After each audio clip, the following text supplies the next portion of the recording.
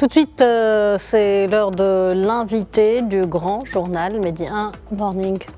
Placé sous le haut patronage de Sa Majesté, le roi Mohamed VI, les travaux de la deuxième édition des Assises nationales de la régionalisation avancée initiée sous le thème « La régionalisation avancée entre les défis d'aujourd'hui et de demain » se sont clôturés à Tanger pour faire le bilan de ces deuxièmes assises. Nous sommes en direct avec M.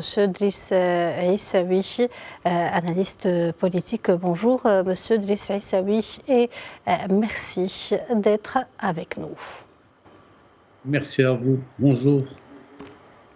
Alors, 5 ans après les premières assises d'Agadir qui avaient posé les jalons d'une gouvernance locale renforcée, cette nouvelle édition s'avère comme un rendez-vous crucial pour l'avenir des territoires marocains.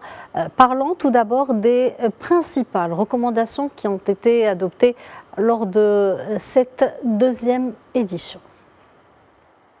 Les premières recommandations ont concerné la mise en œuvre de tout le processus et des mécanismes de déconcentration et surtout de ce qui a été décidé déjà en matière de qui donne aux gouvernants, qui donne bien entendu à tous les gouvernements locaux, à savoir les autorités territoriales locales, la capacité de pouvoir effectivement jouer pleinement le rôle d'acteurs fondamentaux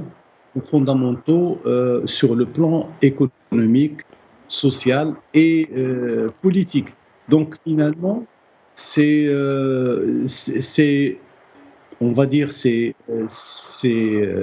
acteurs ont souligné cette nécessité impérieuse pour les collectivités territoriales d'être justement au rendez-vous avec ces recommandations, mais surtout faire en sorte que le processus le processus qui est déjà entamé au niveau économique puisse être, acté de manière définitive à ce niveau.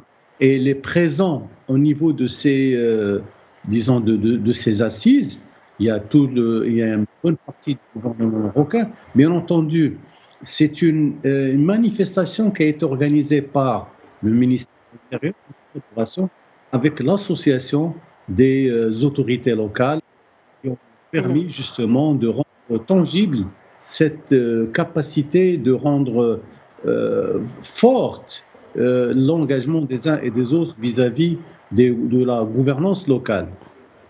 Monsieur Aissaoui, les participants ont mis l'accent sur la nécessité de la convergence des politiques gouvernementales avec les projets de développement régionaux, en plus de la promotion d'une planification unifiée. Parmi les recommandations, que faut-il entendre par une planification unifiée?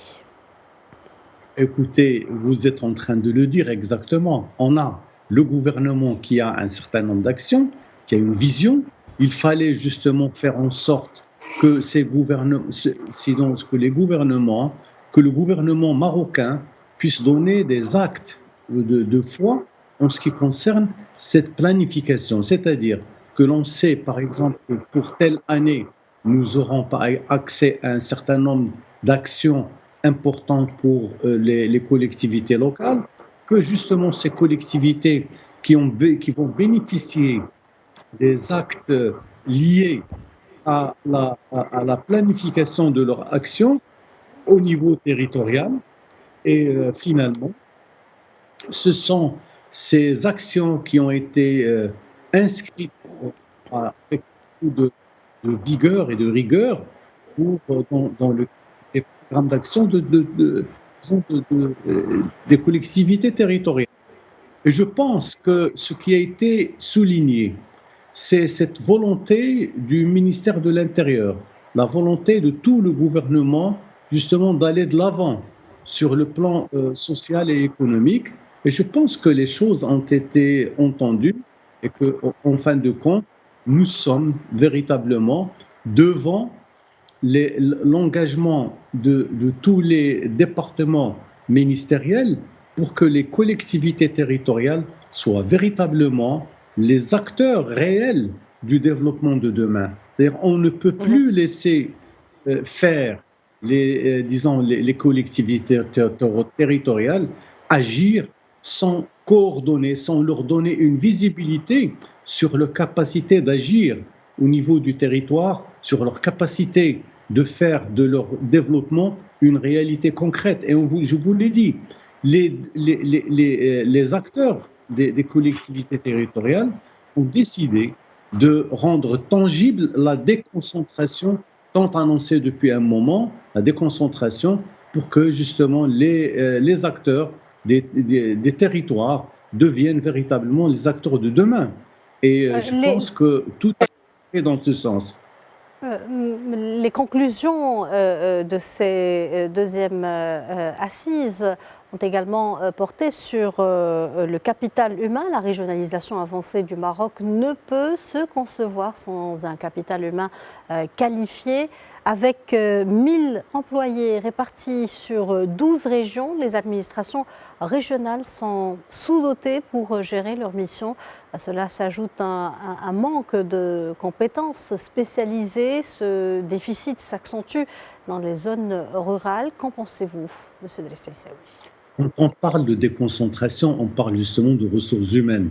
Et il fallait absolument souligner cet aspect parce qu'on ne peut pas parler de gouvernance locale sans donner les ressources qu'il faut à ces institutions.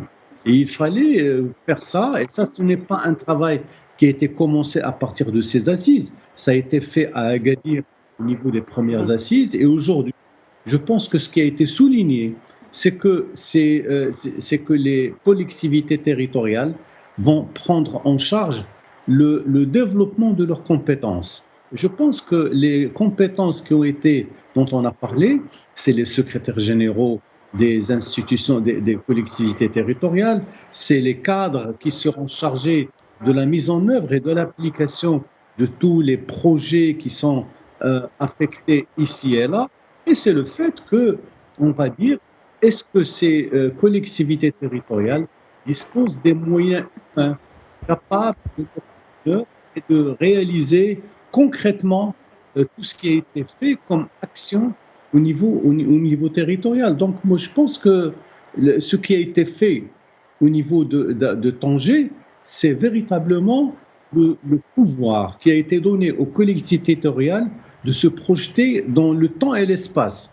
Et le fait qu'il y ait la présidente des associations des collectivités territoriales qui a lu les conclusions et les différents ministres des différents départements ont donné de l'importance à ces conclusions. Les discussions ont également abordé des recommandations pour améliorer la gouvernance financière et l'autonomie des régions. L'une des propositions consiste à adapter les taxes aux spécificités de chaque région. Selon vous, cette mesure contribuera-t-elle à mieux répondre aux réalités locales ? Oui, bien entendu. C'est-à-dire on ne peut pas dire que vous allez pouvoir améliorer la gouvernance, on va vous donner plus de compétences sans justement faire cette analyse et surtout donner les moyens aux collectivités territoriales de jouer pleinement leur rôle. Et sur le plan financier, c'est important. On ne peut pas leur dire vous allez avoir accès à plus de ressources, vous allez par exemple avoir accès à plus de moyens sans leur donner ces compétences. Et je pense que ce qui était intéressant au niveau des assises de Tanger, c'est que nous sommes véritablement en face d'une situation où tous les acteurs ont pu discuter de manière concrète de ce qu'ils vont faire. Parce que nous avions, tous les responsables étaient là, les walis, les gouverneurs, les ministres, etc. Et surtout les acteurs de la société civile étaient là les universitaires étaient là et la réflexion a été menée à bon escient pour faire en sorte que disons, les acteurs du développement local ont pris en compte tout cela. Vous avez dit, sur le plan financier, il faut leur donner les moyens. Sur le plan humain, il fallait aussi donner les moyens aux collectivités territoriales de pouvoir jouer leur rôle plein et entier dans le développement des régions. Monsieur Driss Aissaoui, je vous remercie pour cet éclairage. Merci d'avoir répondu à nos questions. Je rappelle que vous êtes analyste politique et économique. Merci à vous. Merci.